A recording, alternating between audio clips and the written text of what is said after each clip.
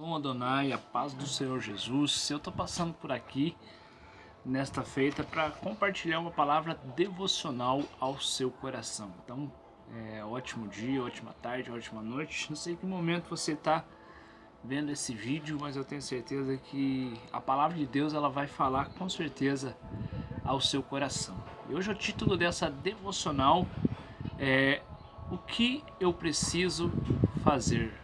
Essa foi a pergunta de um perito, de um sábio, de uma pessoa instruída na lei.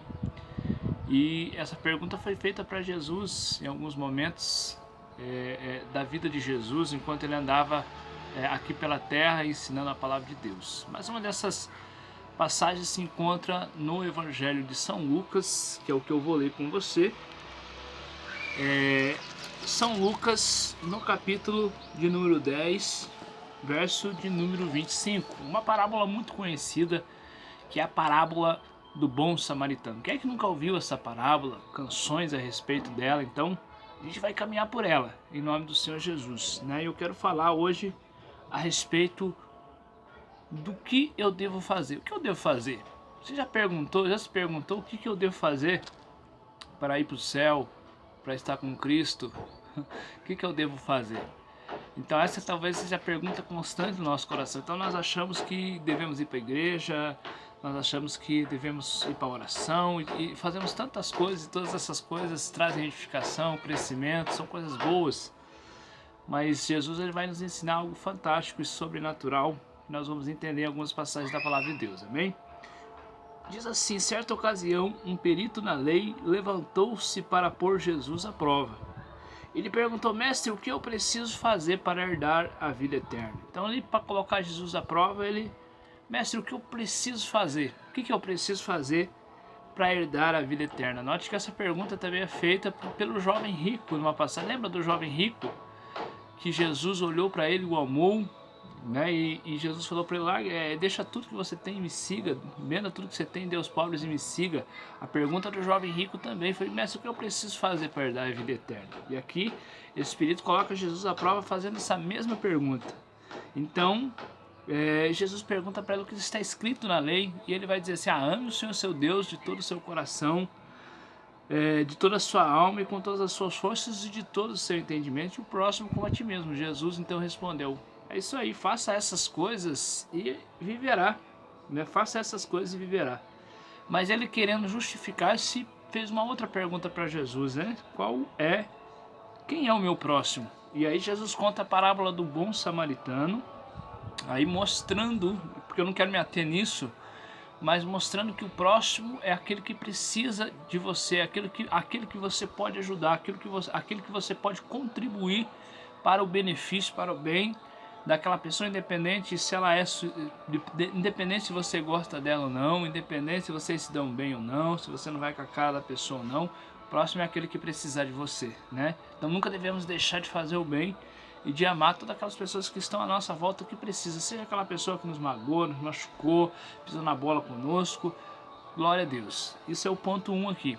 Mas eu quero me ater a respeito da parábola desse bom samaritano, qual Jesus conta. Ele diz assim: um homem descia de Jerusalém para Jericó quando caiu nas mãos dos assaltantes e tiraram as suas roupas, espancaram e o deixaram quase morto. Aconteceu que, estando vindo o homem pelo caminho, um sacerdote, quando viu o homem, passou pelo outro lado. Assim também o levita, quando chegou ao lugar e viu, passou pelo outro lado. Mas um samaritano, estando de viagem, chegou onde se encontrava o homem. Quando o viu, teve misericórdia, piedade dele.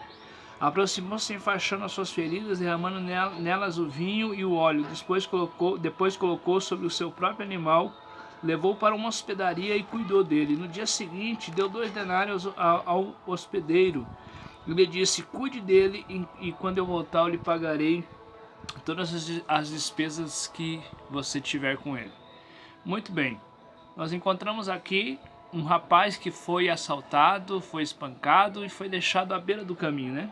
Descendo ali, diz a palavra do Senhor, de Jericó para Jerusalém. E aí esse homem foi deixado à beira do caminho, espancado e quase morto, foi assaltado, né? Então vem um sacerdote, e o sacerdote passa de largo, passa pelo outro lado do caminho, não ajudando aquele homem que estava ali caído, quase morto. O levita também vem descendo pelo mesmo caminho e ao ver o homem tem a mesma atitude do sacerdote. Então vem um bom samaritano, vem um samaritano, e esse samaritano se compadece, tem misericórdia, vai lá e ajuda esse homem, né, derrama óleo nas suas feridas, enfaixa as feridas desse homem e leva até uma hospedaria, paga ali a hospedagem dele e fala assim: se ele gastar mais alguma coisa, quando eu voltar eu vou pagar tudo, só cuide dele. Então veja só que um samaritano, o que eu entendo com esse texto aqui? Primeiramente, que esse homem espancado e assaltado e deixado como quase morto, em algumas passagens até praticamente ele estava morto, né? Então esse homem representa nós somos assaltados pelo pecado, e o pecado, a Bíblia vai falar que o salário do pecado é a morte. O pecado causa morte, causa morte espiritual, e por fim também vai causar tanto a morte espiritual como a morte física. O salário do pecado, Romanos 6,23 diz que o salário do pecado é a morte, mas que há um presente de Deus que é a vida eterna para aqueles que estão em Cristo Jesus. Então nós somos assaltados pelo pecado, e quando nós achávamos que a lei, né, o sacerdote veio, a gente achava que a lei poderia fazer alguma coisa para conosco, e a Bíblia vai dizer que a lei, ela simplesmente serviu para nos condenar. A lei nada mais é para nos condenar. E aí quando veio o levita, a gente achou talvez que a religião pudesse fazer alguma coisa para conosco. Então a gente procura uma igreja, a gente procura fazer uma campanha, e mesmo assim a gente não conseguiu encontrar aquilo que nós estamos procurando. Realmente a vida eterna em Cristo Jesus, a paz que excede a todo entendimento. E aqui a gente vê um samaritano. Naquela época, os samaritanos e os judeus não se davam, eram inimigos, eles tinham uma rixa entre eles. E esse samaritano foi lá e ajudou esse homem que estava caído à beira do caminho, quase morto, que era um judeu, deixando de lado toda e qualquer rixa, toda e qualquer divisão, toda e qualquer diferença. E esse bom samaritano, meus queridos, que ajudou esse homem, representa a pessoa de Jesus. Nós estávamos assaltados pelo pecado.